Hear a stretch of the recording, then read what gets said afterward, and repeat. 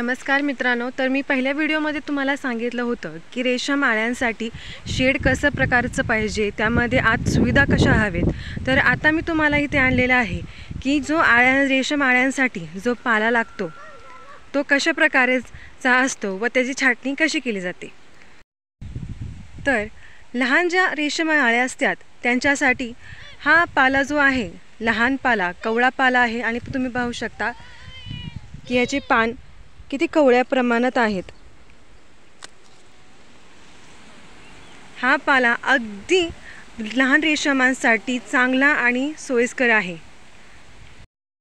तर तसेच तुम्ही बघू शकता, ज्यावेळेस छाटणी केली जाते, पाल्याची छाटणी केली जाते तर ती अशा प्रकारे छाटणी केली जाते, जी खालचा जो तुम्हाला दिसते, खालचं जे लाकूड खोड दिसत आहे तर त्याच्यावरून याची छाटणी केली जाते.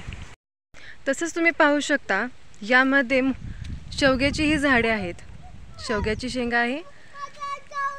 या शेवग्याच्या झाडाचा आंतरपीक म्हणून आपण यात लावलेले आहेत की ज्या करून यामधील राहिलेल्या जागाही मोकळ्या राहणार नाहीत आणि आपले शेतात रिकामी जागी राहणार नाही.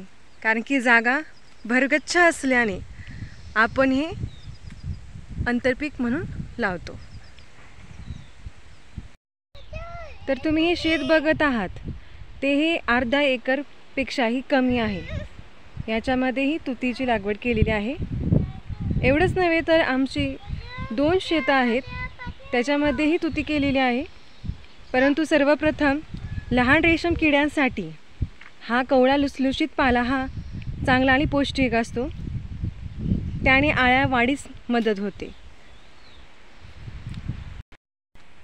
तर पहा, तर अशाच व्हिडिओसाठी लाईक करा, कमेंट करा आणि अशीच बरी माहिती मी तुम्हाला पाठवणार आहे. तर प्लीज सबस्क्राईब करा, कमेंट करा. थँक्यू.